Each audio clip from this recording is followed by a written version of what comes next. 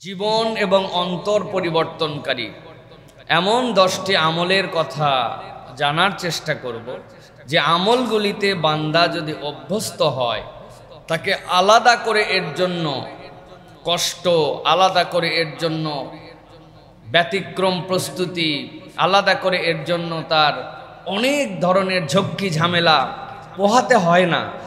কিন্তু বান্দা যদি একটু হিসাব করে এই 10টা আমল তার জীবনে যুক্ত করে নিতে পারে, ইনশাআল্লাহ 1 থেকে 21 দিনের মধ্যে ওই বান্দার অন্তর এবং জীবনে একটা চাক্ষুষ পরিবর্তনের প্রমাণ সে দেখতে পাবে। তো আমরা এরকম সহজ 10টি আমলের কথা এবং প্রত্যেকটা আমলের সাথে একটা কর্মসূচির কথা আমরা আজকে সংক্ষিপ্ত সময়ে শোনার জন্য চেষ্টা করব, যে আমলগুলি করলে আমাদের সকলের জীবন পরিবর্তন হয়। আল্লাহ যেন এটা আমলগুলি করার নিয়তে আমাদেরকে শোনার তৌফিক দান করেন। প্রিয় ভাইয়েরা, আমি আপনাদের কাছে একটা আয়াতে কারিমা তেলাওয়াত করেছি, যেটি সূরা মুলকের। এই মুলকের আয়াতগুলি মূলত আল্লাহ রাব্বুল আলামিন 2টি পার্টে ভাগ করেছেন। একটা হচ্ছে আল্লাহ রাব্বুল আলামিন সর্বশক্তিমান মালিকানার অংশ, আর বান্দার এই মালিকানা স্বীকার করে দায়িত্বের পার্ট। কি বলেছি? সর্বশক্তিমান আল্লাহর মালিকানার অংশ, আর ওই মালিকের সর্বোচ্চটুকু গোলামি করার শিক্ষা। এই হচ্ছে সূরা মুলকের মৌলিক কথা।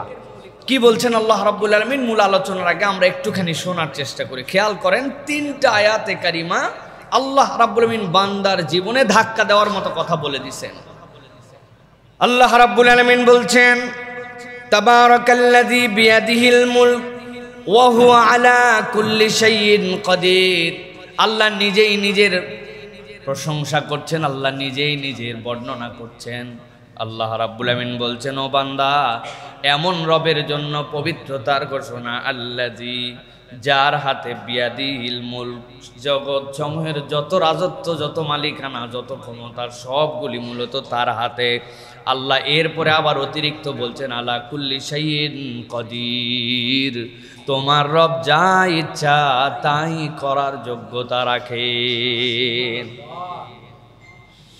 আল্লাহ রাব্বুল আলামিন বলছেন, বান্দা কি করার যোগ্যতা রাখেন? দুনিয়ার সবচেয়ে কঠিন যোগ্যতা কোনটা? দুনিয়ার মানুষ অনেক কিছুতে অনেক ধরনের শরিকানা, অনেক কিছুতে অনেক ধরনের নমুনা নজরানা পেশ করতে পারে, কিন্তু আল্লাহ বলছেন, আল্লাযী খালাকাল মাউতা ওয়াল হায়াতা লিয়াবলুয়াকুম আইয়ুকুম আহসানু আমালা। তোমার রব তোমার জন্য মৃত্যু সৃষ্টি করেন, তোমার রব তোমার জন্য জীবন দেন। আল্লাহ আগে জীবনের কথা বলেন নাই, রব্বুল আলামিন আগে মৃত্যুর কথা বলেছেন। রব তোমাকে মেরে ফেলতে পারেন, ওই মৃত্যু থেকে তোমাকে আবার জাগায় দিতে পারেন। আল্লাহ রাব্বুল আলামিন বলছেন, কেবলমাত্র এইটুকুই নয় যে তোমাকে এমনি এমনি নিরর্থকভাবে জীবন দিয়ে দেওয়া হয়েছে, নিরর্থকভাবে তোমাকে মৃত্যু দিয়ে দেওয়া হয়েছে। আল্লাহ বলছেন, লিয়াবলুয়াকুম আইয়ুকুম আহসানু আমালা, তোমার জীবনের একটা পরিধি আছে, আর ওই পরিধির একটা কাজ হচ্ছে, যিনি সর্বময় ক্ষমতার মালিক, তিনি দেখতে চান নেক কাজের ক্ষেত্রে কে সর্বোচ্চ প্রচেষ্টা করেছিল। মানুষকে যদি বলা হতো, তুমি তোমার ডিউটি ফুলফিল করে ফেলো, তোমার দায়িত্ব 100% আদায় করো, তোমার যদি 1% কনসেন্ট্রেশনে ব্রেক হয়, তোমার নামাজ নেওয়া হবে না। যদি চোখের গুনাহ হয়ে যায়, তোমার সিয়াম নেওয়া হবে না। তোমার জাকাত দেওয়ার ক্ষেত্রে মনের মধ্যে যদি অন্য কোনো ধরনের উসখুস করে, তাহলে তোমার পুরা জাকাত বাতিল হয়ে যাবে। হজের সফরে মানাসিকুল হজ যেগুলি, এগুলির একটা যদি এলোমেলো করো, তোমার হজকে বাতিল করে দেওয়া হবে। বুকে হাত দিয়ে বলেন তো, হজ বাদ দিলাম, জাকাত বাদ দিলাম, সিয়াম বাদ দিলাম, জীবনে বুকে হাত দিয়ে বলার মতো আমাদের 2 রাকাত সালাত আছে নাকি?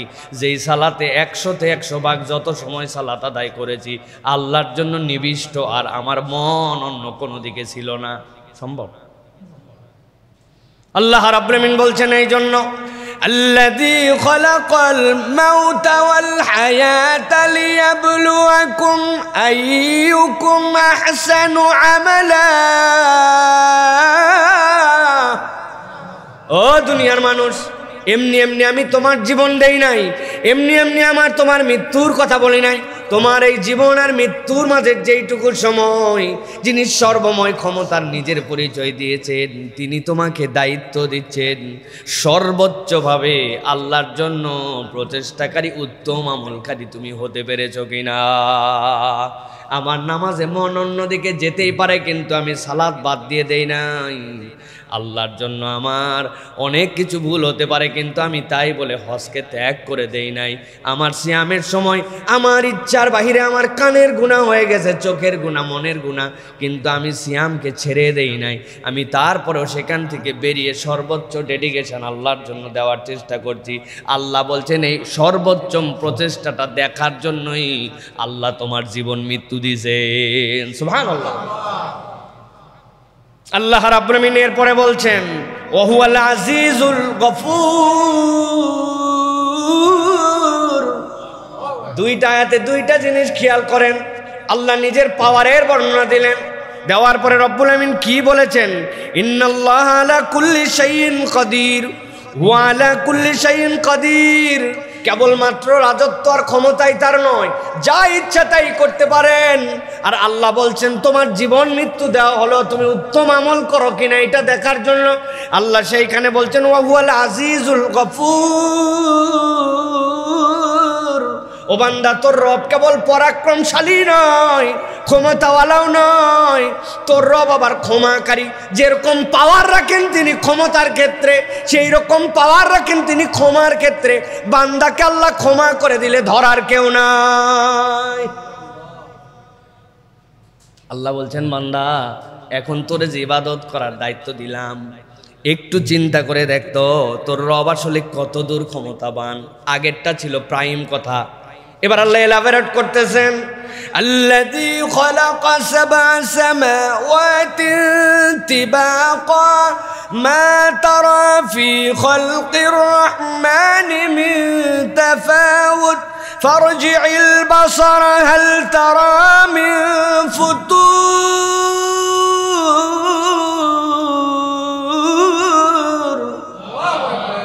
আল্লাহ রাব্বুল আলামিন বলছেন আসমানের দিকে তাকাও আর মসজিদের দিকে তাকাও। ওই হুজুর মসজিদের দিকে তাকানোর কথা তো আয়াতে নাই। আমি আপনারা বললাম মসজিদের দিকে তাকান। জুমা কমপ্লেক্সের ভিতরে ছোট্ট একটু স্পেস, এইটুক বানাতে 9টা খুঁটি দেওয়া লাগছে, চারদিক দিয়ে ওয়াল। আল্লাহ বলছেন এবার বাহিরে বের হয়ে আসমানের দিকে একটু তাকাস। আল্লাহ রাব্বুল আমিন বলছেন আল্লাযী খালাকাস সাবআ সামাওয়াতিন তিবাকা। তুমি এক আসমানের কথা বলো, আসমানের খবরই নাই মিয়া, তোমার মেঘে যায় চোখ শেষ হয়ে যায়। আর আমি আল্লাহ খাতার পৃষ্ঠা যেরকম একটা একটা করে উল্টাও, এইরকম দিস্তার মতো করে 60টা আসমানকে বিনা খুঁটিতে দাঁড় করায় রাখছি। সুবহানাল্লাহ। তুমি তোমার রবকে খুঁজে পাও না, তার পাওয়ার দেখতে পাও না, তার নির্দেশে আমল করতে মন চায় না। আল্লাহ বলছেন মা তারা ফি খালকির রহমানি মিন তাফাউত। রবের রহমানের সৃষ্টির মধ্যে তোমার চোখ দিয়া কোনো বৈপরীত্য খুঁজে পাবা না। সুবহানাল্লাহ। আল্লাহ রাব্বুল আমিন এর জন্য বলছেন ফারজি'ল বাসারা। ও বান্দা, তোর চোখকে ফিরাই নে, দেখ একটু। এই বাসার মানে কেবলমাত্র দেখা নয়। এই বাসারাতের ব্যাখ্যা করেছেন ইমাম শাফি। বাসারাত মানে অন্তরের একটা চোখ। আপনি চোখ বন্ধ করার পরে কত দূর দেখতে পান, ওইটাই হচ্ছে প্রকৃত দৃষ্টি। আর চোখ খোলার পরে যা দেখতে পান ওইটা পাগল ছাগলও দেখে, দুনিয়ার সবাই দেখে, অন্ধ না হইলে। কি আপনি চোখ বন্ধ করার পর কত দূর দেখতে পান? কত দূর পর্যন্ত আপনি দেখতে পান আপনার চোখ দেখার পরে, বন্ধ করার পরে, ওইটাই হচ্ছে বাসারাত। আমার ফিউচার কি, আমার প্ল্যান কি, আমার এই ব্যবসাটা কোন পর্যন্ত নিয়ে যেতে পাই, ওইটা চোখ দিয়ে কেবল দেখা যায় না, অন্তরের একটা চোখ আছে কিনা ভাই। আল্লাহ রাব্বুল আমিন বলছেন বান্দা হাল তারা মিন ফুতুর। আমি আল্লাহ তোরে দেখতে বললাম, তুই যদি দেখিস, তোর রবের এই নমুনা যদি জানিস, তাহলে আইয়ুকুম আহসানু আমালা, ওইটার হিসাবটা তোর কাছে তখন পরিষ্কার হবে। তাহলে আল্লাহ রাব্বুল আলামিন আমাদেরকে মৌলিক যে দায়িত্ব দিলেন সেটা কি? সর্বোত্তমভাবে ইবাদত করা। বলেন মৌলিক দায়িত্ব কি? আজকের আলোচ্য বিষয়ের সাথে মিল আছে? আলোচ্য বিষয় হচ্ছে 10টি এমন আমল সহজবদ্ধ যেটা করতে পেরেশানি হয় না, কিন্তু বান্দা করলে জীবন এবং অন্তর একই সাথে 1 থেকে 21 দিনের মধ্যে পরিবর্তন হবে ইনশাআল্লাহ। আমলগুলা করার নিয়তে শুনবেন আপনারা? কারা কারা শুধু শোনার নিয়তে আছেন হাত তোলেন। শুধু শোনা, আমল করব না। আমরা সকলে করবো তো ইনশাআল্লাহ। আল্লাহ আমাকেও যেন করার সবার আগে তৌফিক দান করেন। 1 নম্বর, খুব সংক্ষিপ্ত সময়, আজকে একদম অল্প সময় আলোচনা শেষ হয়ে যাবে ইনশাআল্লাহ। 1 নম্বর, প্রতিদিন সূরা মুলকের পাঠ করা 1 নম্বর আমল, প্রত্যেক দিন। নবীজি সাল্লাল্লাহু আলাইহি সাল্লাম বলছেন, ইন্না সূরাতাম মিনাল কুরআনি 30 আয়া। দুনিয়ার মানুষ জেনে রাখো, কোরআনের একটা সূরা আছে যার 30টা আয়াত আছে। নবীজি বলছেন, শাফাআত লি সাহিবিহা হাত্তা গুফিরা লাহু। কিয়ামতের ময়দানে এই সূরাটা তার সাথীর ব্যাপারে সুপারিশ করতে শুরু করবে। আল্লাহ রাব্বুল আলামিন তাকে মাফ করে দেওয়ার আগ পর্যন্ত সে সুপারিশ করতেই থাকবে। তার সাথীরে মাফ করাই নিয়ে তারপরে সে যাবে। বুঝেন তো সাহেব কাকে বলে, বন্ধু কাকে বলে? জীবনে একবার দেখা হয়েছে, এটা বন্ধু না। কোনোদিন আর তার সাথে কথাবার্তা হয় নাই, কোনো যোগাযোগ নেই, এটা বন্ধু না। বন্ধু মানে যার আপনি ভালোতে খবর নেন, মন্দতে খবর নেন, ঈদের সময় বার্তা পাঠান, সুযোগ পাইলে হাদিয়া দেন, তার বাড়িতে বেড়াতে যান, তাকে আপনার কাছে ডাকেন, হৃদয়ের মধ্যে গেঁথে রাখেন। আপনি বলেন দোস্ত থাকলে আমার দোস্তের মতো একটা আছে, হ্যাঁ আপনার দোস্তের নাম কি? সবার আগে যার কথা মনে পড়ে যায়, ঠিক কি না? আল্লাহ বলতেছেন, নবী আপনি জানায় দেন, কোরআনে এরকম একটা সূরা আছে যার 30টা আয়াত আছে। ওইটা তার সাথী যে তারে বন্ধু বানায় ফেলবে, কিয়ামতের দিনে তাকে ক্ষমা করায়া শাফাআত দিয়া তারপরে সে জান্নাতে নিয়ে যাবে। এই 30টা আয়াত বিশিষ্ট সূরার নাম হচ্ছে সূরা মুলক।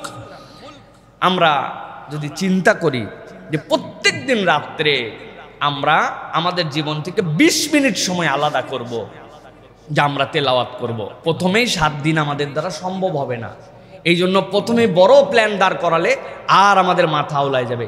টার্গেট করতে হবে সপ্তাহে অন্তত একবার সূরা মুলক না পড়ে আমি শুব না।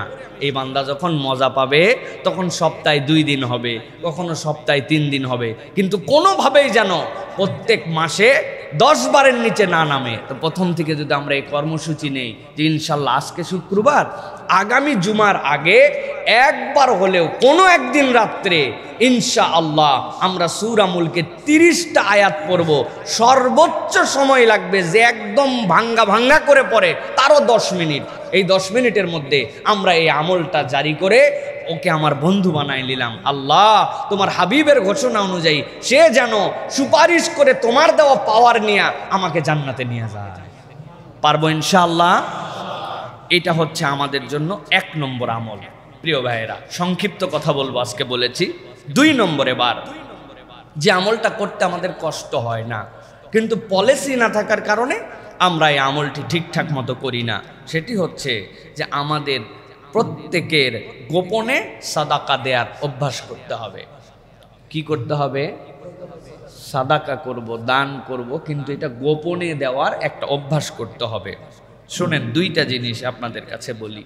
আরশের আজিমের নিচে যেই দিন কোনো ছায়া কিয়ামতে থাকবে না, আল্লাহ রাব্বুল আলামিন 7 শ্রেণীর মানুষকে তার আরশের নিচে ছায়া দিবেন এবং ওই ছায়া দিয়ে বাকিদের হিসাব কমপ্লিট করে তাদের সাথে তাকে জান্নাতে পাঠিয়ে দিবেন।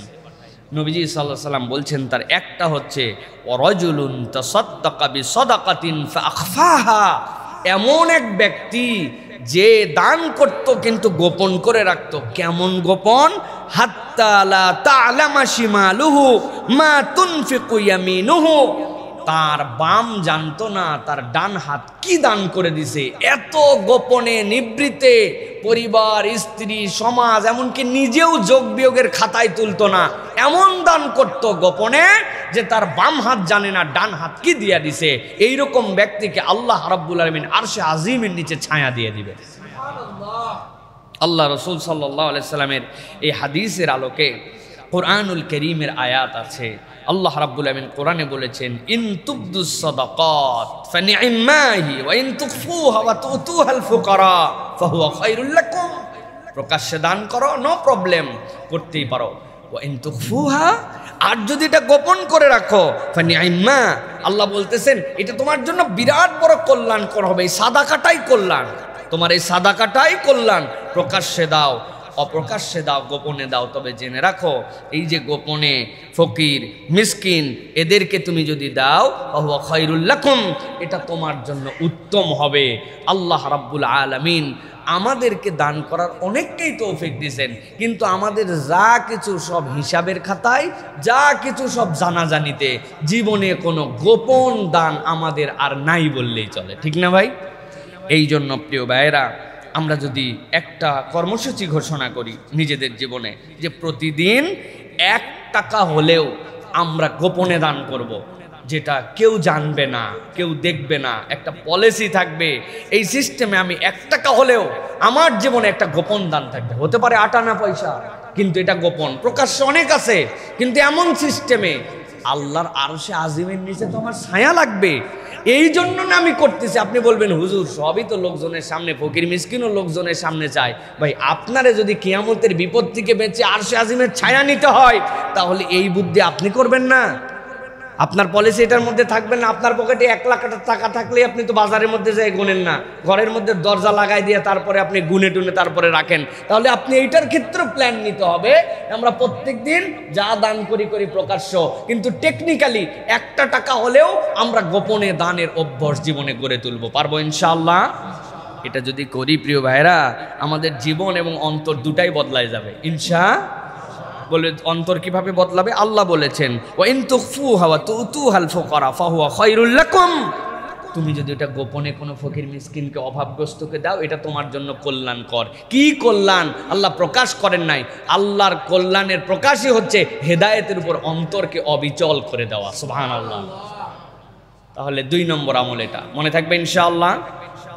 এবার চলেন 3 নম্বর আমলটি হচ্ছে দিনের শুরুতে 100 বার সুবহানাল্লাহি ওয়া বিহামদিহি পড়া। প্রত্যেক দিন দিনের শুরুতে সুবহানাল্লাহি ওয়া বিহামদিহি এটা 100 বার পড়া। কি লাভ এটা পড়লে? রাসূল সাল্লাল্লাহু আলাইহি সাল্লাম বলছেন, মান ক্বালা সুবহানাল্লাহি ওয়া বিহামদিহি ফি ইয়াউমিন মিয়াতা মাররা, কেউ যদি প্রত্যেক দিন 100 বার করে সুবহানাল্লাহি ওয়া বিহামদিহি পড়ে, আল্লাহ নবী সাল্লাল্লাহু আলাইহি ওয়াসাল্লাম বলছেন হুত্তাত খাতায়াহু ওয়া ইন কানাত মিসলা জাবাদিল বাহার। আল্লাহ রাব্বুল আলামিন এই সুবহানাল্লাহি ওয়া বিহামদিহি এইটার ফজিলত এত দান করেছেন, ওই বান্দার যদি সাগরের ফেনা পরিমাণ গুনাহ থাকে, আল্লাহ রাব্বুল আলামিন ওই বান্দাকে মাফ করে দিবে। এক সাগরের ফেনা, এত গুনাহ হয়ে গেছে ওই বান্দার। এই গুনাহগুলা গুনাই সাগীরা, ছোট ছোট গুনাহ জমতে জমতে বিশাল একটা গুনার ভান্ডার হয়ে গেছে তার, এক সাগরের ফেনার মতো।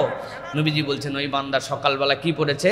সুবহানাল্লাহি ওয়া বিহামদিহি, সুবহানাল্লাহি ওয়া বিহামদিহি, সুবহানাল্লাহি ওয়া বিহামদিহি। ওই বান্দা 100 বার এরকম করে পড়ে ফেলেছে, আর আল্লাহ রাব্বুল আমিন সাগর সম ফেনার গুনাহ তার মাফ করে দিয়েছে। জানি সবাই আমরা এটা, কিন্তু আমাদের প্র্যাকটিস করে হয়ে ওঠে না। এই জন্য আমাদের জীবন পরিবর্তন হয় না, আমলের জিন্দেগি হয় না। গতানুগতিক ধারায় সব চলতেছে।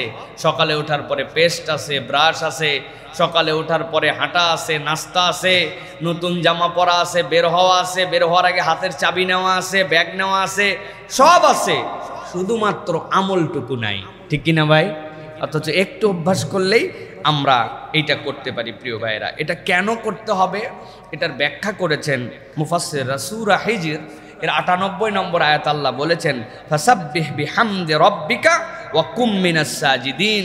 প্রত্যেক নবীর দায়িত্ব ছিল আপনি আল্লাহ রাব্বুল আলামিনের জন্য একনিষ্ঠ হন, সিজদাকারী, এবং আল্লাহর শুকরগুজার, আল্লাহর প্রশংসাকারী বান্দা হন। প্রত্যেক নবীওয়ালার দায়িত্ব ছিল যে তার তাসবির প্রতি নিমগ্ন থাকা। যখন কোনো বান্দা এই সুবহানাল্লাহি ওয়া বিহামদিহি পড়ে, সে নবীওয়ালা একটা আমল করে। তাহলে এই আমলটার অভ্যাস আমাদের জীবনে নিতে হবে। এখন কর্মসূচি কি? কর্মসূচি হচ্ছে সকালবেলা উঠে হাঁটতে হাঁটতে অথবা বসতে অথবা গোসল করে বের হতে অথবা আমার যে সময়টুকুতে গাড়িতে করে যাচ্ছি, বাইকে যাচ্ছি, রিক্সায় যাচ্ছি, আমাকে টার্গেট করতে হবে সকালের পোরশনের আমল এইটা, আমি এই আমলটা শেষ করে নিব ইনশাআল্লাহ। পারবো ইনশাআল্লাহ? প্ল্যান রাখতে হবে প্রিয়। আল্লাহ আমাদেরকে তৌফিক দান করেন। এবার চলেন 4 নম্বরে। 4 নম্বর হচ্ছে ফজরের পরে সূর্য ওঠা অবধি সস্থানে বসে আল্লাহ রাব্বুল আলামিনের জিকির করা। যতগুলো আমল এখন পর্যন্ত বলেছি, এইটা হুজুর থেকে শুরু করে আমাদের সকলের জন্য এটা কঠিন। আমাদের যদিও আমরা যদি হিসাব করি তাহলে আমরা দেখব আমাদের এইখানে ফজরের জামাত কয়টায়? আজকে কয়টায় ফজরের জামাত? 5টায়। আমরা পড়ছি 4:55-তে দারুসালাম। তো এই যে 5টায় সালাত আর ফজরের সূর্যোদয় ছিল কয়টায়? আমরা যদি হিসাব করি মাত্র 30-35 মিনিটের মামলা আমাদের জন্য।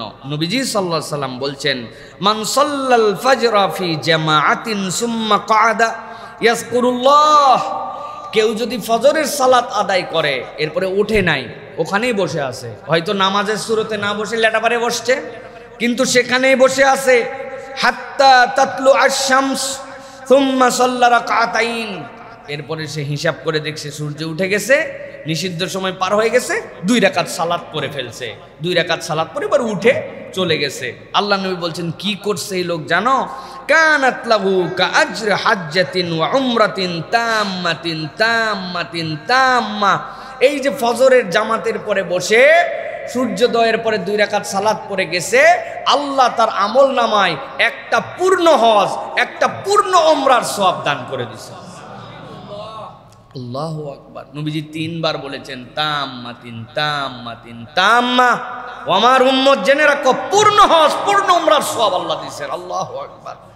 40 মিনিটের বিনিয়োগ, 30 মিনিটের বিনিয়োগ, 25 মিনিটের বিনিয়োগ ভাই প্রত্যেক দিন হয় না।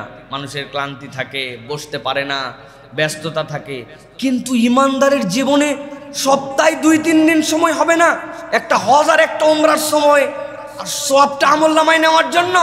এই আবেগ তার মধ্যে আসবে না, তাহলে জীবন কেমনে পরিবর্তন হবে? আপনি শুধু গেলেন, কোন রকম সালাত আদায় করলেন, সালাত হওয়ার সাথে সাথে সাত করে উঠে আপনি বাড়িতে চলে আসলেন, র্যান্ডম এভরিডে প্রত্যেক দিন একই অভ্যাস। মহিলারা তার বাড়িতে সালাত আদায় করেন, তার ঘরের কোনায় হচ্ছে তার জন্য উত্তম নামাজের স্থান। কত সময় ব্যয় হয়, কিন্তু আমার মায়েরা জানেই না যে আমলটা আমি করতে পারি। এখন আধুনিক যুগ, গুগল করে দেখে নিছেন আজকে সূর্যোদয় কয়টায়, ওখানে বসছেন, কোরআন শরীফটা পাশেই রেখে দিয়েছিলেন, কোরআন মজিদটা ওইখানে তেলাওয়াত করেছেন, জিকির আজকারগুলা করেছেন, সূর্য উঠছে 2 রাকাত সালাত পড়ে আপনি জায়নামাজটা গুটাই নিয়ে উঠে চলে গেছেন। আল্লাহ আপনার আমার আমল নামায় একটা কবুলকৃত হজ এবং উমরার সওয়াব লিখে দিয়েছেন। অতএব প্রিয় ভাইয়েরা, সপ্তাহে অন্তত 1 দিন হলেও আমল করতে হবে। চেষ্টা করবেন ইনশাআল্লাহ? করবেন ইনশাআল্লাহ? আল্লাহ রাব্বুল আলামিন আমাদেরকে আমলটা করার তৌফিক দান করেন।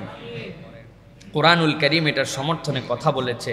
আল্লাহ বলছেন, ওয়াসাব্বিহ বিহামদি রাব্বিকা ক্বাবলা তুলুইশ শামসি ওয়া ক্বাবলা গুরুবিহা। সূর্য উদয়ের আগে আল্লাহর প্রশংসা করো, আর সূর্য অস্ত যাওয়ার পরে আল্লাহর প্রশংসা করো। এই যে সূর্য উঠার আগের জিকির আর 2 রাকাত সালাত সূর্য উঠায়, এটা হচ্ছে সেইটার সাথে সামঞ্জস্যশীল একটা আমল। আল্লাহ যেন আমাদেরকে করার তৌফিক দান করেন। কয় নম্বর বললাম ভাই? ভুলে গেছেন না তো? এবার 5 নম্বর চলেন। আল্লাহ রসুল সাল্লাল্লাহু আলাইহি ওয়াসাল্লাম বলছেন, দুনিয়ার মানুষ, তোমাদের আরেকটা অনন্য আমল আছে, আমরা করি কিন্তু দেখেন আমাদের র্যান্ডম নাই। বাবা মার জন্য প্রতিদিন দোয়া করা এবং তাদের জন্য কিছু না কিছু সাদাকা করা।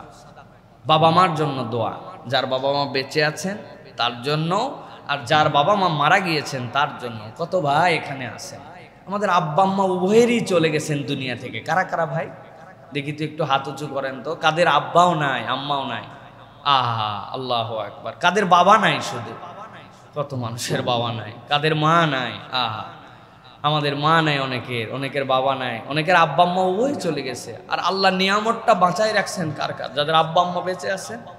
আহা, আমরা বড় সৌভাগ্যবান। যে আমাদের জান্নাতের দরজা এখন পর্যন্ত ভেঙে যায় নাই, আমাদের জান্নাতের দরজা খোলা আছে, কিন্তু আমরা আমাদের জান্নাতের দরজাটা ব্যবহার করতে পারতেছি না। নবীজি বলছেন এই দুইজনই তোমার জান্নাত, এই দুইজনই তোমার জন্য জাহান্নাম। এখন যার বাপ মা চলে গেছে তার কি করণীয়, যার বাপ মা বেঁচে আছে তার কি করণীয়? আমরা বেশিরভাগ সন্তানরা পিতা মাতার ব্যাপারে গাফেল। কত হুজুরের কাছে দোয়া চাইলাম, কত লোকের কাছে কত সমস্যার জন্য বললাম, কিন্তু কখনো চিন্তাই করি নাই আমার জান্নাতের রাস্তা আছে আমার পিতা মাতা। যে কোনো বিষয় সকলের আগে তিনি আপনার হকদার। রাসূলুল্লাহ সাল্লাল্লাহু আলাইহি ওয়াসাল্লাম বলছেন ইদা মাতা ইবনে আদম ইনকাতা আমালুহু ইল্লা মিন সালাসিন, যখন কোনো বনি আদম মরে যায় সব আমল তার বন্ধ হয়ে যায়, কেবল 3টা আমল তার আমল নামায় যেতে থাকে। এর মধ্যে একটা ওয়ালাদুন সলিহুন ইয়াদউ লাহু, তার নেক সন্তান যখন তার জন্য দোয়া করে আল্লাহ কোনো বাধা বিপত্তি ছাড়া ডাইরেক্ট তার আমল নামায় সেটা পৌঁছায় দেয়। সুবহানাল্লাহি ওয়া বিহামদি। এই জন্য প্রত্যেক দিন পিতা মাতার জন্য দোয়া করা, রব্বির হামহুমা কামা রব্বায়ানি সগীরা, এমন ইউনিভার্সাল দোয়া। এটা না মরা বাপ মায়ের জন্য না জীবিত বাপ মায়ের জন্য, আপনি আলাদা করতে পারবেন না। রব্বি ও আমার আল্লাহ, ইরহাম আপনি দয়া করেন, হুমা আব্বা আম্মার উপরে, কামা যেরকম রব্বায়ানি তারা আমার প্রতিপালন করেছিলেন। ছোটবেলায় আমি যখন শুয়েছিলাম প্রস্রাব পরিবর্তন করার আমার কোনো ক্ষমতা ছিল না, আমার আব্বা আম্মা প্রস্রাব পরিবর্তন করাইছেন। দাঁত দিয়ে কামড়ায় খাওয়ার মতো শক্তি ছিল না, চুষে চুষে মায়ের দুধ খেয়েছিলাম। আল্লাহ কি ভালোবাসায় না, দুনিয়ার সবাই ঘুমাইছে, আমার মা সারা রাত ঘুমায় নাই।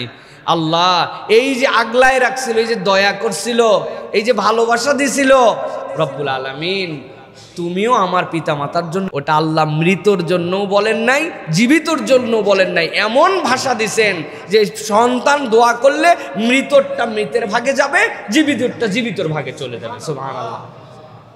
কিন্তু আমরা দোয়া করি না, এটা আমলের মধ্যে নিতে হবে, এটা আমার একটা আমল। আর প্রত্যেক দিন তাদের জন্য কিছু সাদাকা করা, প্রত্যেক দিন 8 আনা 1 টাকা 1 কাপ চা কাউকে খাওয়ানো, কোনো একদিন কাউকে বাজার করে দেয়া, ফলের সিজন একটা কাঁঠাল একজন মানুষকে একদিন কিনে পাঠাই দিছি, বাবা মার জন্য আমি সাদাকা করছি। আমার বাবা মা আমার কাছে থাকলে 1 চাকা ইলিশ মাছ খাইতেন, সবচেয়ে ভালো পিসটা আমি দেওয়ার চেষ্টা করতাম।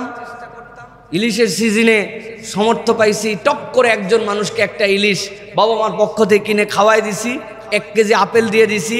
রমজান মাসে আমার বাপ মা বেঁচে থাকলে ইফতার করতেন, 10টা 30টা ইফতারির বাবার নামে, 30টা ইফতারি মায়ের নামে হাদিয়া করে দিছি।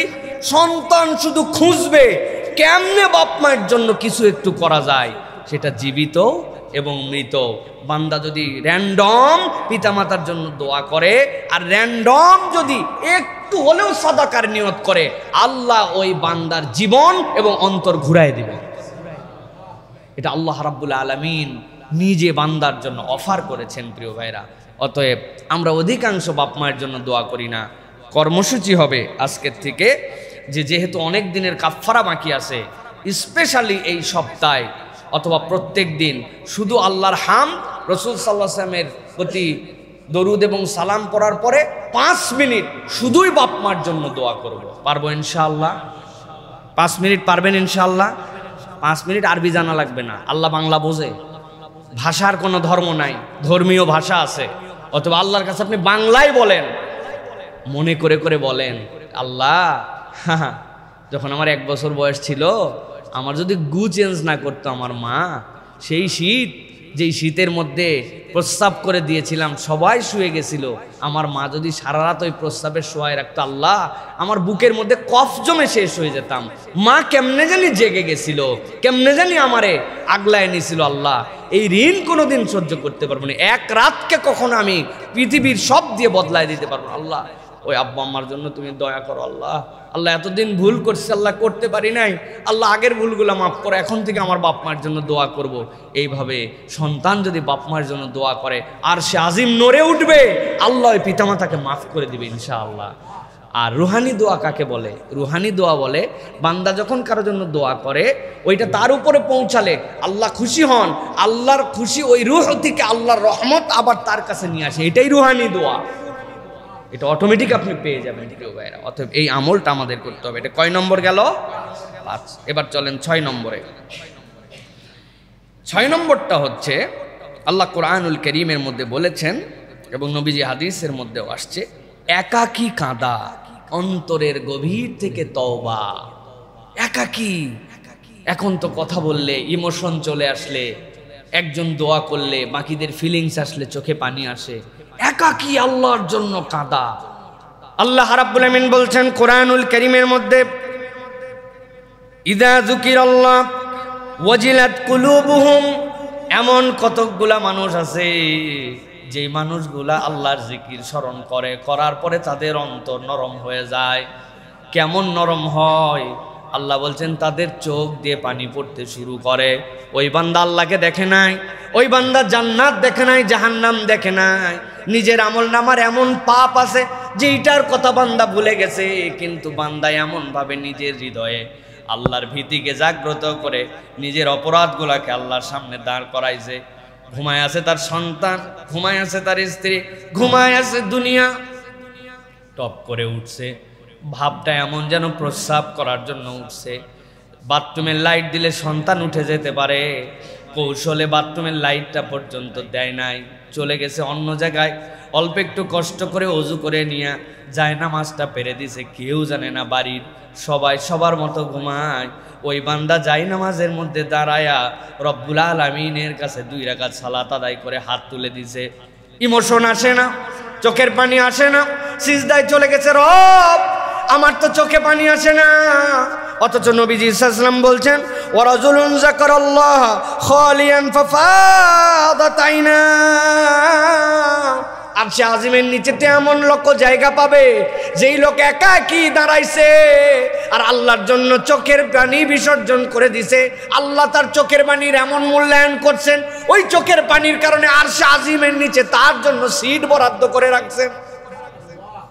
আল্লাহ আমি তো সেই তালিকায় আসতে পারি না, আমার অন্তর শক্ত হয়ে গেছে, আল্লাহ আমার চোখে তুমি পানি দিয়ে দাও। তোমার ভীতির কথা আস্তে আস্তে মনে করবে আল্লাহর কাছে।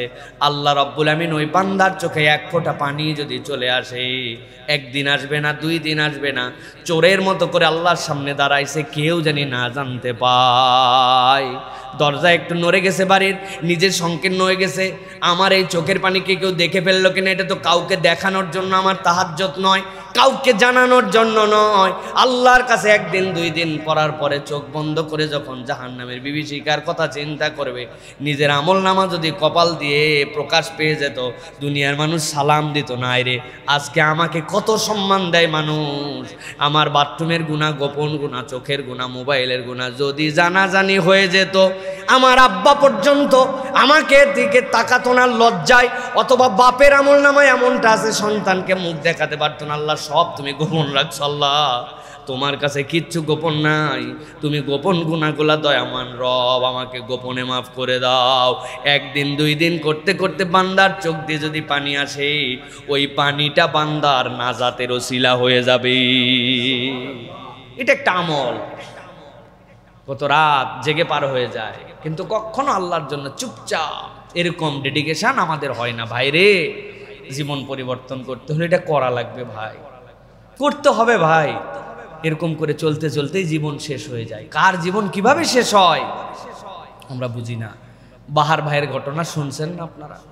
আমি তো 1 দিন হলো নিজেকে স্থির রাখতে পারি নাই। আহারে, প্রবাসে যাওয়ার আগে স্ত্রী গর্ভবতী, আসবো আসবো করে করে আসতে পারে না। 1 মাস আগে টিকিট করছে, সন্তানদের জন্য বাজার করছে, জয়েন্ট ফ্যামিলি, ভাইয়ের জন্য বাজার করছে, ভাইয়ের বউয়ের জন্য, আব্বার জন্য, আম্মার জন্য।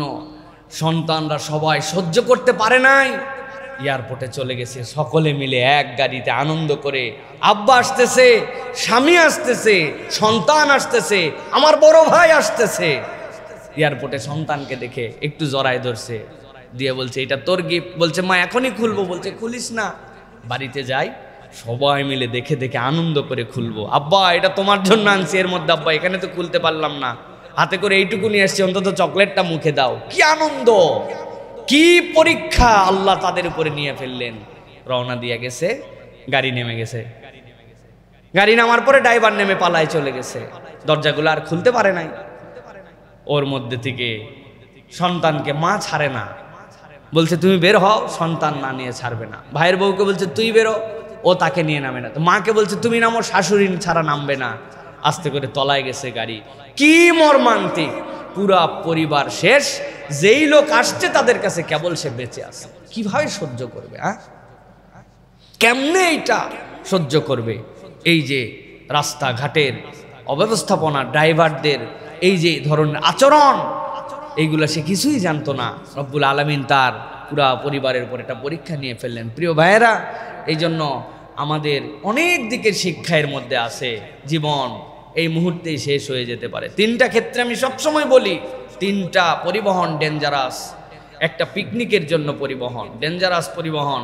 এখানে সবগুলা মাতালের মতো থাকে, আনন্দ বিনোদন হুঁশ আক্কেল কিচ্ছু থাকে না। 2 নম্বর বিয়ের গাড়ি, বড় ডেঞ্জারাস, একটা বিনোদনপূর্ণ পরিবেশ নিয়ে চলতেছে। আর 3 নম্বর প্রবাস থেকে ফেরে যারা, এই গাড়িগুলো বড় ডেঞ্জারাস। কারণ ওই সময় ভিন্ন রকম একটা ফিলিংসের মধ্যে থাকে, তো এইগুলোতে সতর্ক হতে হয়। গাড়ি যদি পানির দিকে ডুবে যায়, আপনি যত জোরে মারেন গ্লাস খুলবে না। এটার কিছু টেকনিক আমাদের প্রত্যেকের জানা উচিত। মাথার পিছনে যে ইয়েটা থাকে, আমাদের মাথার পিছনে ঠেস দেওয়ার জন্য, সাথে সাথে ওইটা টেনে খুলে ফেলতে হয়। ওইটার 2টা লোহা থাকে, ওই লোহা দিয়ে গ্লাসে বাড়ি দিয়ে ভাঙতে হয়। তাছাড়া আপনার লাত্থায় ঘুষায়া গ্লাস আর খুলতে পারবেন না। এইগুলো আমাদের জানা দরকার। সর্বোচ্চ কথা, এই যে জীবনটুকু চলে গেল, কি দীক্ষা দিয়ে গেল ভাই? জীবন বড় ঠুনকো, মৃত্যুই আসল গন্তব্য, তাই না? হাজার আফসোস করেন আপনি, বাহার ভাইয়ের হৃদয়কে আপনি ভরাতে পারবেন না। পারবে কেউ? কিয়ামত হয়ে গেলেও পারবে না। তার যা হারাইছে তা হারাই গেছে। এখন আল্লাহ আমাকে বাঁচায় রাখছেন, আল্লাহ আমাকে হায়াতে রাখছেন, ওইটুক কাজে লাগাই ভাই। কখন মৃত্যু চলে আসবে কে জানে। ওই যে আমার নতুন মুয়াজ্জিন, এই অঞ্চলে তাতে সুন্দর কেউ আজান দিতে পারে না, আলহামদুলিল্লাহ। তার আগে আমার বেলাল ভাই ছিল। কি দোষ, কি অপরাধ বেলালের? কিচ্ছু না। বাজার করে রিক্সায় করে ফিরতেছে, তার রিক্সায় তার টাকায় সে উঠছে, পিছন থেকে ট্রাক দিয়ে মারিয়ে দিয়ে একটা সুস্থ লোকরে শেষ করে দিছে, পঙ্গু বানায় দিছে, তার ক্যারিয়ারটা শেষ হয়ে গেছে। এরকমই তো দুনিয়া না আমাদের, এরকম জায়গা থেকে। সুতরাং আল্লাহ যতটুকু সুযোগ দিছেন ওইটাকে মনে করি গনিমত, ওইটাকে মনে করি কাজ। এক আফসারের দিক তাকায় আপনি যদি দুঃখ ব্যথা অনুভব করে নিজের জীবনের মূল্যায়ন না করতে পারেন, তাহলে শুধুমাত্র হাহুতাশ করে আমাদের কি লাভ? আল্লাহ তাকে ধৈর্য ধরার তৌফিক দান করেন। আল্লাহ তাকে এমন কিছু নিয়ামত দেন যেন এই বাচ্চা, এই ভাইটা দুনিয়ার এই পরীক্ষায় উতরায় যেতে পারেন। বলে আল্লাহুম্মা আমিন। আল্লাহ আর আমাদেরকে আমল বাড়ানোর তৌফিক দান করেন। তাহলে প্রিয় ভাইয়েরা, 6 নম্বরে গেল একাকী কাঁদা, মনে থাকবে তো ইনশাআল্লাহ। 7 নম্বরে দিনে অন্তত পক্ষে 10 থেকে 100 বার লা ইলাহা ইল্লাল্লাহু ওয়াহদাহু লা শারীকা লাহ, এইটা পড়ার জন্য চেষ্টা করা। নবীজি সাল্লাল্লাহু আলাইহি সাল্লাম বলছেন, খুব গভীরভাবে শোনেন, মান ক্বালা লা ইলাহা ইল্লাল্লাহ ওয়াহদাহু লা শারীকা লাহ লাহুল মুলকু ওয়া লাহুল হামদু ওয়া হুয়া আলা কুল্লি শাইইন কাদির ফি ইয়াউমিন 100 মাররাতিন কানাত লাহু আদলু 10 রিকাব। কেউ যদি প্রত্যেক দিন 100 বার পড়তে পারে, কি পড়তে পারে পড়েন তো আমার সাথে, লা ইলাহা ইল্লাল্লাহ ওয়াহদাহু লা শারীকা লাহ লাহুল মুলকু ওয়া লাহুল হামদু ওয়া হুয়া আলা কুল্লি শাইইন কাদির।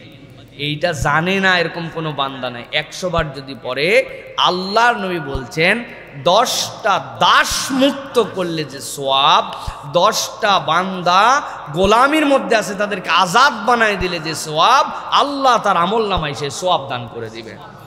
আরেকটা হাদিসের মধ্যে আসছে, কেউ যদি 10 বার পড়ে, 10 বার লা ইলাহা ইল্লাল্লাহ ওয়াহদাহু লা শারীকা লাহ লাহুল মুলকু ওয়া লাহুল হামদু ওয়া হুয়া আলা কুল্লি শাইইন কাদির, বনি ইসমাইলের চাচা নবী করিম সাল্লাল্লাহু আলাইহি ওয়াসাল্লামের বংশের 40টা গোলামকে আজাদ করে দিলে যে সওয়াব হয়, আল্লাহ তার আমলনামায় সওয়াব দান করে। সুবহানাল্লাহ, কত সহজ আমল, কিন্তু আমাদের টার্গেট নাই, কোনো প্ল্যানিং নাই। কি করব? আমি 10টার কথা এই জন্য বলছি, লিখে ফেলে টার্গেট করে প্ল্যানিং করে, মনে না থাকলে এই ওয়াজ ইউটিউব থেকে সার্চ করে বের করে তাও আপনাকে এই কাজের মধ্যে যেতে হবে যে আমার জীবন থাকবে আর 10 বার এটা পড়বো না, এরকম হবে না, পারবো না ইনশাআল্লাহ। প্রিয় ভাইয়েরা, এটা হচ্ছে একটা বিরাট বড় কাজের ফাঁকে আমি একটা টার্গেট করছি, প্রত্যেক সালাতের পরে 10 বার আর সারা দিনে 10 বার, 10 বার 50 বার, মানে সালাতের পরে যদি ওজিফা হয় লা ইলাহা ইল্লাল্লাহু ওয়াহদাহু লা শারীকা লাহুল মুলকু ওয়া লাহুল হামদু ওয়া হুয়া আলা কুল্লি শাইইন কাদির, আমি পড়লে 30 সেকেন্ডেই পড়া যায় 10 বার, আমার ওজিফা এটা। তাহলে 5 সালাতের পরে 50 বার আর বাকি 50 বার, আর যদি কিছু না পারি অন্তত 10 বার যে কোনো একটা সালাতের পরে হলেও, কিন্তু আমার প্রত্যেক দিন এটা মিস যাবে না। এই আমল আল্লাহ রাব্বুল আমিনের পক্ষ থেকে আমাদের জন্য রহমত নিয়ে আসবে ইনশাআল্লাহ। এবার 8 নম্বরে, প্রত্যেক দিন 1 আয়াত হলেও কোরআন তেলাওয়াত করা। ভালো করে বুঝেন, প্রত্যেক দিন 1 আয়াত হলেও কোরআন তেলাওয়াত করে। হুজুর সূরা ফাতিহা ছাড়া কি নামাজ হয়? নামাজের মধ্যে কি সূরা কেরাত পড়ি না? না, সালাতের মধ্যে যা পড়েন তেলাওয়াত করা ফরজ, তাহলে ওইটা আপনার সালাত বাস্তবায়ন করার জন্য পড়েন না, কিন্তু এই তেলাওয়াতটা হবে তেলাওয়াতের নিয়তে 1 আয়াত হলেও পড়া। আল্লাহ রাব্বুল আলামিন কোরআনুল কারীমের মধ্যে বলেছেন, সূরা বনী ইসরাঈলের 9 নম্বর আয়াতের মধ্যে কেন কোরআন পড়তে হবে, ইন্না হাযাল কুরআনা ইয়াহদি লিল্লাতী হিয়া আকওয়াম। মানুষ যদি হেদায়েতের উপর অটল অবিচল থাকতে চায়, এই কোরআনের কোনো বিকল্প নাই। নবীজি সাল্লাল্লাহু আলাইহি ওয়াসাল্লাম বলছেন, ইকরাউল কোরআন ফাইন্নাহু ইয়াতি ইয়াউমাল কিয়ামাতি শাফিআন লিআসহাবিহি। ও বান্দা, কোরআন পড়ো, কোরআন পড়ো। হয়তো কোরআনের অর্থ জানো না, যা পড়ো 100% বুঝো না, তুমি বুঝলে তো অনেক ভালো, কিন্তু না বুঝলেও কোরআন পড়ে লাভ আছে, কোরআন পড়লে কোনো লস নাই। আল্লাহ নবী বলছেন যে কোরআন পড়ে, কোরআন তেলাওয়াত করে, ওই কোরআনুল কারীম কিয়ামতের দিনে এই পড়ার বিনিময়ে তার জন্য সুপারিশকারী হিসেবে দাঁড়ায় যাবে। একটা আয়াত হলেও। কর্মসূচি কি? কর্মসূচি হচ্ছে মোবাইলে প্রত্যেকের কোরআনের অ্যাপস নামাতে হবে, প্রত্যেকের ফোনে, যারা অ্যান্ড্রয়েড ফোন ইউজ করেন প্রত্যেকের ফোনে, যেহেতু আমরা ফোনবাজ, এখন ফোন ইউজার না ফোনবাজ, কি বলছি, ফোনবাজ আমরা, এই জন্য প্রত্যেকের ফোনে, কার কার মোবাইলে এখনো কোরআনের অনুবাদ এবং কোরআনের মাসহাফ নাই, হাত উঁচু করেন, কার কার নাই কোরআনে। সবার চেক করবো কিন্তু নামাজের পরে একবারে দাঁড় করায়, পিছায় বয়ে গেছে সবাই। একবার যদি নিজে না পারেন অন্যের কাছ থেকে আজকে দেখে নেবেন, গুগল প্লে স্টোর থেকে, অ্যাপেল স্টোর থেকে কিভাবে ফ্রি কোরআন নামাতে হয়, যেটা আপনি পড়তে পারেন। কত কিছু গেম নামান, নামান, আপনার মোবাইলে জুয়ার অ্যাপস পর্যন্ত খুঁজলে পাওয়া যাবে। হ্যাঁ, আন্দাজে। আর আপনি এটা নামান নাই, এটা নামায়া 1 আয়াত 2 আয়াত হলেও, একটা অ্যাপস আছে আল কোরআন নামে, রিমাইন্ডার দিবে আপনাকে যে আজকে আপনি তেলাওয়াত করছেন কিনা, এই আয়াতটা পড়েন। যে হালতেই থাকেন ক্লিক করবেন, না বুঝলে যে বুঝে এর কাছে যাবেন, যাই বুঝে নিবেন। আপনাকে আমাকে প্রত্যেক দিন একটু হলেও কোরআন তেলাওয়াত করতে হবে। তবে মোবাইলেরটা আগে বললাম, এর থেকে বরকত হচ্ছে মাসহাফ ছুঁয়ে পড়া, এর থেকে বরকত জীবনে কিছু হতে পারে না। এটার সাথে শরীরের একটা রিফ্লেকশন আছে, কালামুল্লাহ, সেটাকে গ্রন্থবদ্ধ করা হয়েছে, সেটা আপনি হাতে নিয়ে আসেন, আপনার ঠোঁট দিয়ে উচ্চারণ হচ্ছে আল্লাহর কালাম, বান্দার হৃদয় থেকে, শরীর থেকে, সব কিছুর মধ্যে এটা রিফ্লেকশন আছে। এই জন্য কালামুল্লাহকে সামনে নিয়ে চোখে চোখে দেখে এটাও পড়ার অভ্যাস করতে হবে, কিন্তু 1 আয়াত হলেও ওজিফার মধ্যে রাখতে হবে। পারবো ইনশাআল্লাহ? প্রিয় ভাইয়ের, আল্লাহ আমাদেরকে তৌফিক দান করেন। 9 নম্বরে, অভিনব একটা আমল, কাউকে নীরবে ক্ষমা করে দেওয়া, না জানায় ক্ষমা করে দেওয়া। প্রিয় ভাইয়েরা, আল্লাহ কোরআনুল কারীমের মধ্যে বলেছেন, সূরা নূরের মধ্যে এসেছে, সূরা শুরার মধ্যে এসেছে, আল্লাহ বলছেন ওয়ালিয়াফু ওয়ালিয়াসফাহু আলা তুহিব্বুনা আন ইয়াগফিরাল্লাহু লাকুম। তোমরা তাদেরকে ক্ষমা করে দাও, মাফ করে দাও, ওভারলুক করো, ছেড়ে দাও। আল্লাহ বলছে আলা তুহিব্বুনা আন ইয়াগফিরাল্লাহু লাকুম, তুমি কি চাও না বান্দা যে আল্লাহ তোমাকে মাফ করে দেন? কন্ডিশনটা দেখেন, আল্লাহর মাফ নিতে চাও, ক্ষমা করে দাও, ওভারলুক করো, ছেড়ে দাও। এই রে কষ্ট দেওয়া আমারে দিছে ভাই, সব বলতে পারি, বলা যায় না ভাই। একদিন নীরবে নিভৃতে, কেউ জানে না, যা মাফ করে দিলাম, যা ধরে রেখে কি লাভ, আল্লাহ তুমি আমারে মাফ করে দিও। এই যে অনুভূতি প্রত্যেকের জীবনে আছে, কথায় খোঁচা দিছে, আচরণে কষ্ট দিছে, দেনা যেই সময় পরিশোধ করার সময় দেয় নাই, উমুকে ঠকাইছে, তুমুকে আমারে, মানে আমাদের জীবনে প্রত্যেকের সাথে আছে। বউ কষ্ট দিছে, আছে না ভাই? আর আপনি কষ্ট দেন নাই না? দুইটাই আছে, বেশি বেশি আছে দুইটাই। তো আল্লাহ মাফ করে দিলাম। গোপনে নীরবে ঘোষণা ছাড়া আল্লাহর সাথে অন্তর টন্তর মুখ দিয়েও বলা লাগে নাই, এটা আমার একটা আমল। চিন্তা করে দেখছেন কোনোদিন যে এইটা আমল হতে পারে? এই আমল আমাদের জীবন পরিবর্তন করতে পারে। আল্লাহ বলছেন ফামান আফা ওয়া আসলাহা ফাআজরুহু আলাল্লাহ, কেউ যদি ক্ষমা করে আর তোমাদের মধ্যে থেকে কেউ যদি শুধরায় দেয়, আল্লাহর কাছে সে বিনিময় পাবে। সুবহানাল্লাহ। ফামান আফা, ক্ষমা করে দিছো, বিনিময়কে দিবেন আল্লাহ। এই জন্য আমাদেরকে মানুষকে ক্ষমা করা, এটাও একটা আমল। ভুল করে ফেলছে, অপরাধ করে ফেলছে, যা মাফ করে দিলাম, এইটা একটা বিষয়। সর্বশেষ যেটা বলবো ভাই, নিজে একা কোনো পুণ্যের কাজ শুরু করা যেন কিয়ামত পর্যন্ত তা চলতে থাকে। আমি এমন একটা কাজ শুরু করছি, এমন একটা কাজের উদ্যোগ নিয়েছি, এমন একটা কাজ আমি ভালোভাবে প্র্যাকটিস করা শুরু করছি, আমার টার্গেট কিয়ামত পর্যন্ত। ভাই জীবন তো শেষ হয়ে যাবে, কিন্তু আমি কি রেখে গেলাম? এর এক পর্যন্ত যা বললাম সব ব্যক্তিগত, আপনিও শেষ, আমলও শেষ, কিন্তু এইটা হচ্ছে আপনার চান্স যে আমি চলে যাব কিন্তু আমল থেকে যাবে। নবীজি বলছেন মান সান্না সুন্নাতান হাসানাতান ফাআমিলা বিহা, কেউ যদি কোনো একটা ভালো কাজ, সুন্দর কাজ প্রচলন করে এবং সেটার উপরে সে আমল করে, কানা লাহু আজরুহা ওয়া মিসলু আজরি মান আমিলা বিহা, এটা করলে তো সে সওয়াব পাবে। আর যারা এই কাজ করবে প্রত্যেকের আমলের সওয়াব আল্লাহ তার আমলনামায় দিবেন। আদ-দাল্লু আলাল খাইরি কাফাইলিহি, নবীজি সাল্লাল্লাহু আলাইহি ওয়াসাল্লাম বলছেন লা ইয়ানকুসু মিন উজুরিহিম শাইয়া, কিন্তু তুমি মনে করো না অমুকে এই কাজ করছে, অনুসরণ করে আমি করতেছি, তাইলে মনে হয় আমার আমল কমে যাচ্ছে। না, আল্লাহ তাকেও দিবেন, তাকেও দিবেন। এই জন্য ভালো কোনো কাজ কিছুই না, একটা গ্রুপ বানাইছে, ফর এক্সাম্পল 10 বন্ধুর অনুমতি নিয়েছে যে বন্ধু আমি একটা ইসলামিক কন্টেন্টের গ্রুপ বানাইছি, ছোট্ট কোনো আমল পাইলেই এই গ্রুপে শেয়ার করব। দোস্তরা সবাই সম্মতি দিয়েছে, হ্যাঁ কর, ঠিক আছে। আর যদি কারো ডিস্টার্ব হয় তো লিভ নিয়ে নিও, এইভাবে ডিসক্লেমার দিয়ে একটা গ্রুপ বানাইছে।